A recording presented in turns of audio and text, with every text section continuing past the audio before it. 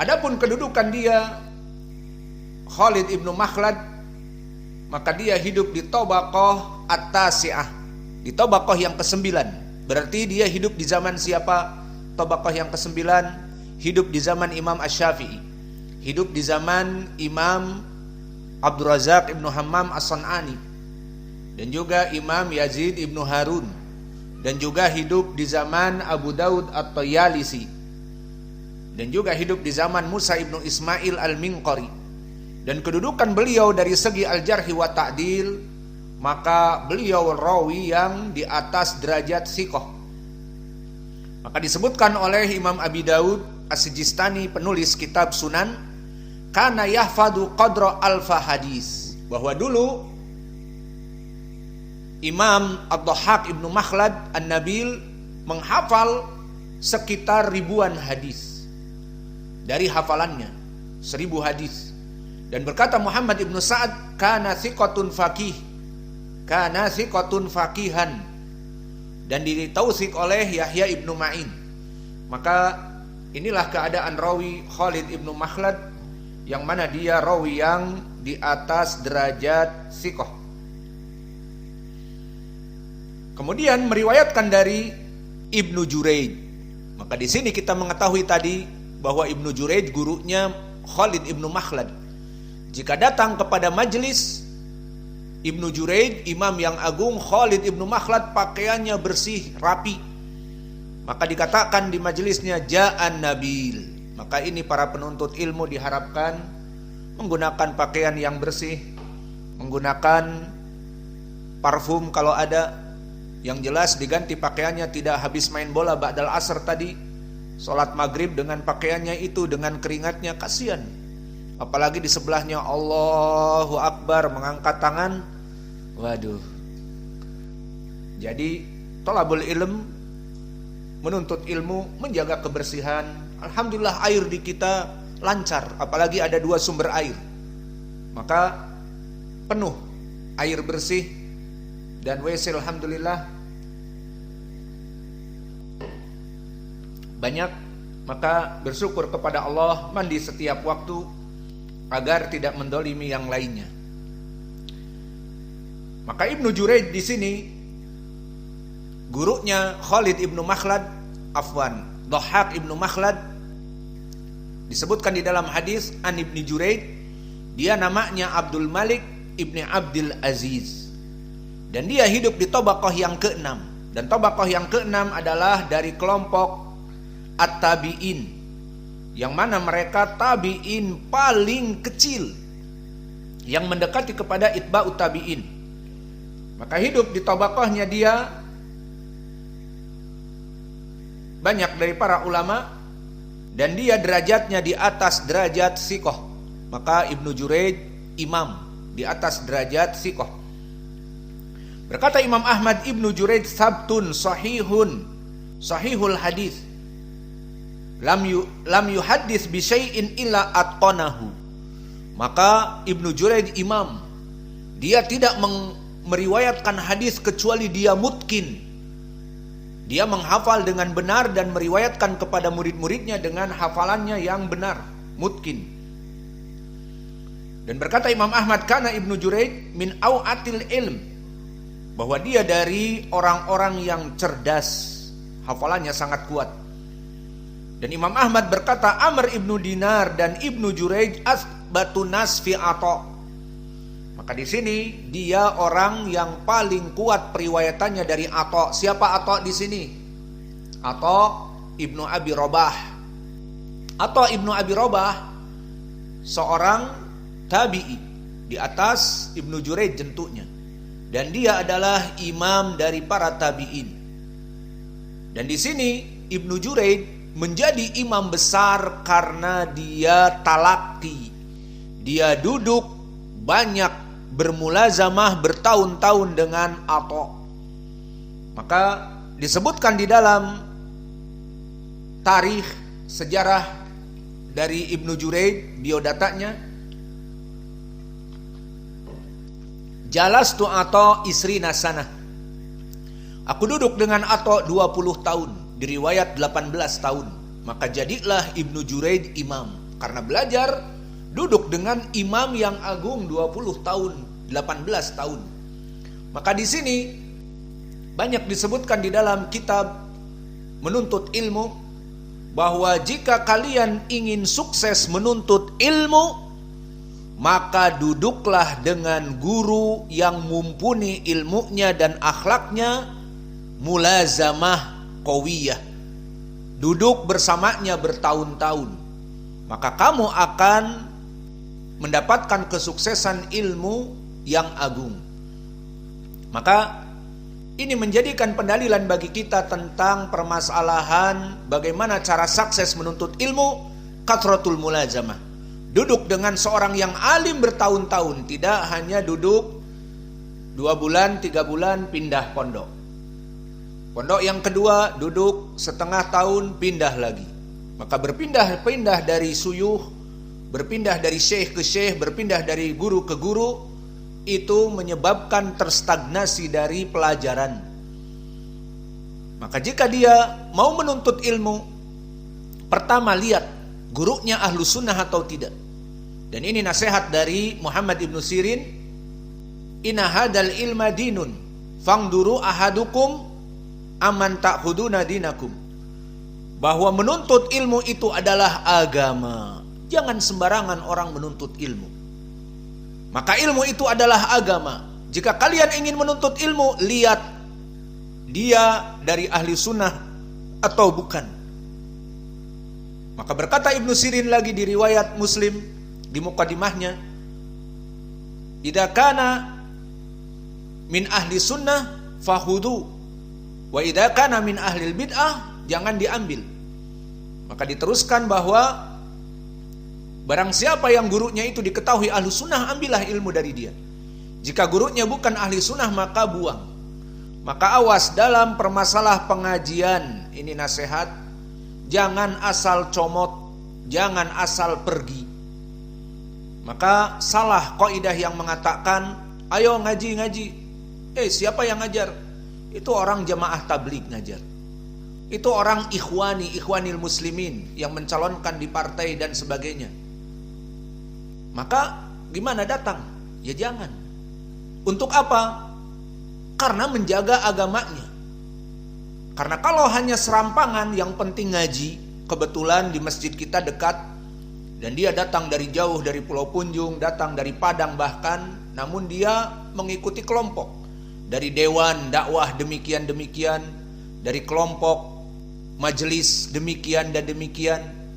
Maka dilihat bagaimana agamanya.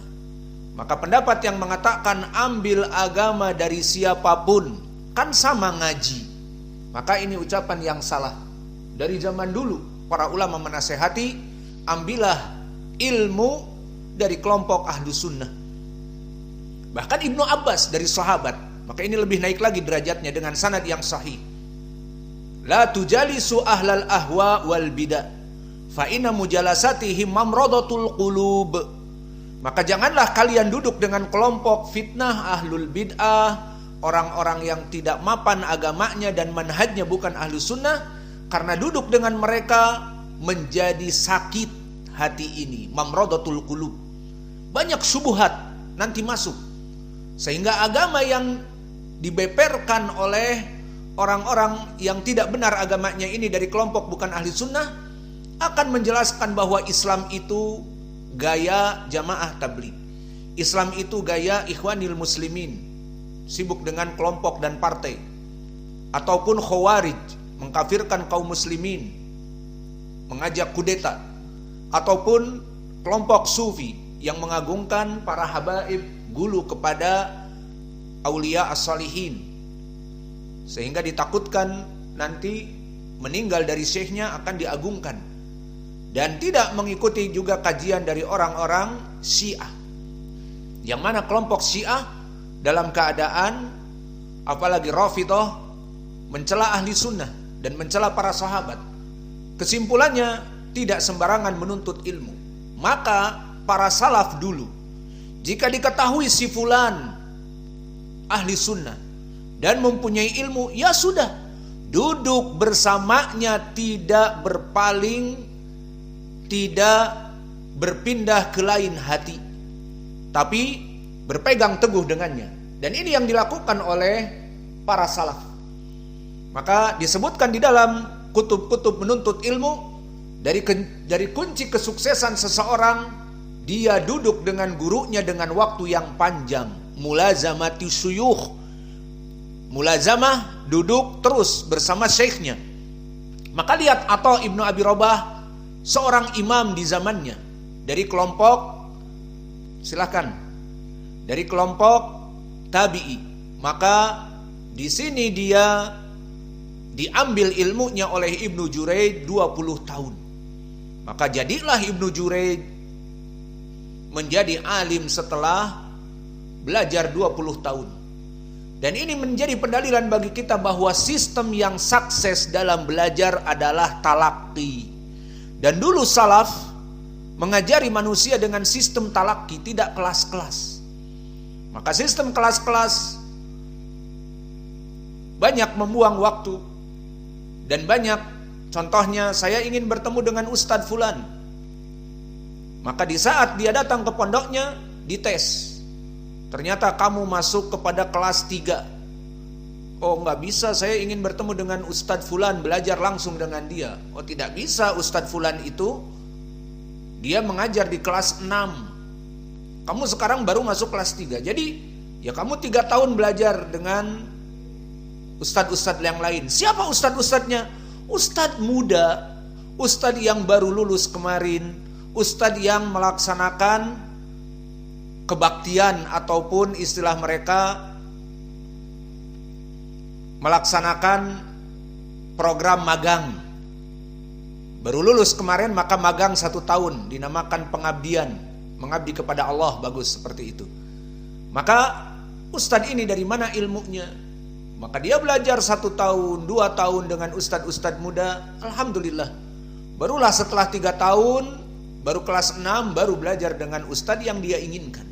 Maka 3 tahun dia dalam keadaan bersama bukan dengan ustadz yang diinginkan. Adapun sistem dari talaqi, maka langsung murid belajar dengan gurunya. Dan adapun nanti ingin tambahan yang dasar-dasar dari bahasa Arab yang dasar, ada ustadz muda yang mengajar itu.